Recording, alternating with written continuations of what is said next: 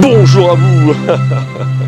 C'est Alexandre. Sous la Varangue, c'est votre émission. Sous la Varangue est une émission culturelle consacrée à l'art, aux traditions, à l'histoire et à l'événementiel. Aujourd'hui, nous allons parler de développement durable et je suis avec Théo Daviou. Et Théo, votre concept, c'est le concept Zenia. Et nous allons voir cela tout de suite dans Sous la Varangue.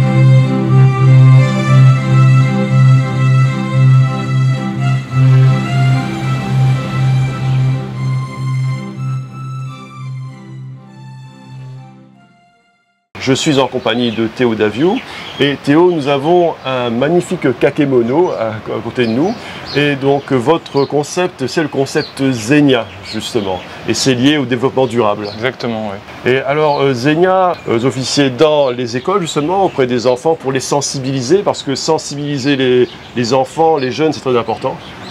Le principe de votre concept, c'est de transformer les restes des aliments de la table en nutriments pour les plantes en fait. En nourriture pour les plantes, ouais, on appelle ça aussi du compost. Du compost, voilà. C'est de transformer en compost. Et ce compost permet de nourrir non seulement les plantes, mais surtout la vie du sol. La vie du sol qu'on connaît peu, excepté le ver de terre, la fourmi. Et en fait, ces petites bêtes du sol vont manger, digérer tous nos restes alimentaires, donc les choses qu'on ne veut plus, mais pour elles, pour les petites bêtes du sol, c'est de la nourriture. Donc ils vont transformer nos restes alimentaires en compost, et ce compost va permettre de nourrir les plantes qu'on va, nous, après, manger. Donc c'est créer le concept vertueux, on va dire. Un cycle vertueux. Voilà. Le concept Zenia, en fait, il tend à éduquer les enfants. Voilà. Parce que les enfants, c'est l'avenir. C'est pour ça que c'est génial, justement. C'est génial parce qu'ils peuvent agir. Donc ils sont zéniaux, génial. Et Zenia, c'est cette petite mascotte. Et elle est représentée sur un jeu de cartes. Donc l'idée, c'est on joue et on retourne les cartes. Et chaque carte donne un indice sur qu'est-ce que l'enfant fait. Donc l'enfant, il va manger sa pomme, il va manger une petite pomme, il va lui rester un trognon de pomme, donc un reste alimentaire. Et qu'est-ce qu'il va en faire? À la poubelle ou dans un composteur en fait. Donc il y a deux petites histoires, quoi. Il y a deux scénarios possibles. Ouais. Donc il y a une belle histoire et une histoire moins sympa, moins géniale, quoi. Du coup, l'idée, c'est que l'enfant il puisse jouer, donc comprendre pourquoi il va trier, pourquoi il va agir, et qu'après, il puisse agir. Ouais. Donc comment agir? D'accord. Grâce à une solution, un composteur. Un composteur mis dans la cour de l'école, un composteur qui est fabriqué à La Réunion avec des matériaux revalorisés, réutilisés. Donc une fois que l'enfant il a agi pendant la cour de récré, le compost s'est produit grâce au verre. Donc c'est bien d'avoir fait du compost, mais il faut bien l'utiliser, il faut bien se nourrir. Ouais. Donc l'enfant, à la deuxième étape, il va récupérer ce compost et il va planter dans une jardinière. Une jardinière qui est conçue avec une réserve d'eau. C'est-à-dire que là, on va aussi éduquer l'enfant, l'enseignant, enfin éduquer les gens sur la gestion de l'eau, qui est un enjeu très important en ce moment, avec Mayotte juste à côté de nous qui ont des gros problèmes d'eau. Et enfin, ils vont pouvoir, donc c'est plus lié aux déchets alimentaires, mais c'est lié à la vie, à la biodiversité, qui est un sujet très important aussi, parce que nous sommes liés à cette biodiversité-là. Et du coup, l'enfant va pouvoir découvrir la biodiversité marine, pas marine, excusez-moi, la biodiversité aquatique d'eau douce. Donc avec des guppies, et les guppies notamment permettent de manger les moustiques, donc d'éviter la prolifération de moustiques. Donc c'est un projet d'éducation au développement durable. Je m'appelle Gaël et je vais jouer au jeu Memory 2 Zenia parce que c'est génial. Alors je vais prendre, je pense, l'enfant avec la pomme et je pense qu'elle est là. Oh non, dommage. Bon, tu n'as pas réussi, mais c'est pas grave. Bah à ton tour. À mon tour. Donc moi je vais prendre celle-ci. Ok, donc le lombricomposteur, les enfants qui mettent leur trognon de pomme dans le lombricomposteur, et celle-ci c'est les enfants qui jardinent, donc qui remettent le compost au pied du pommier. Donc celle-ci, Donc l'enfant qui mange sa qui pomme. mange sa pomme, et je pense qu'elle doit être par là. Peut-être celle-là. Ah, je l'ai eu. Ah, tu es trop fort, tu es génial. C'est génial. Tiens, bah tu peux les prendre, tu peux les mettre de côté. À mon tour, donc là l'enfant a mangé sa pomme et où est-ce qu'il va mettre son trognon de pomme? Bah, je vais reprendre le lombricomposteur. Donc les enfants vont pouvoir mettre leur trognon de pomme à Zenia. Et je vais regarder celle-ci. Oh bah j'ai aussi réussi. Donc voilà, on a tous les deux trouvé une carte. Donc le jeu consiste à trouver toutes les paires. Et une fois qu'on a trouvé les paires, ben, on va créer le cycle de la matière organique. Donc le trognon de pomme qui aura été mangé par l'enfant devra trouver une belle destinée dans un lombricomposteur pour nourrir Zenia. C'est génial. Donc les enfants vont pouvoir, une fois qu'ils auront mangé leurs pommes, mettre leur trognon de pomme dans le lombricomposteur et nourrir Zenia. Donc c'est génial. Théo, pourquoi t'être intéressé au compostage? Très bonne question. C'est vrai qu'il y a un tas de sujets, beaucoup de sujets tout aussi intéressants et tout aussi importants. Mais pourquoi le compost? Parce que comment on fait du compost? On fait du compost grâce à des restes alimentaires, essentiellement, pas que, mais des déchets verts aussi. Mais le reste alimentaire concerne toute la population. Donc à peu près 850 000 personnes à La Réunion au quotidien, plusieurs fois par jour, mangent et du coup génèrent des déchets alimentaires. Ces déchets alimentaires représentent plus de 38% du volume de nos poubelles par habitant. Donc, ce qui représente, c'est comme si on sortait une poubelle sur 3 était pleine de biodéchets, donc de déchets alimentaires.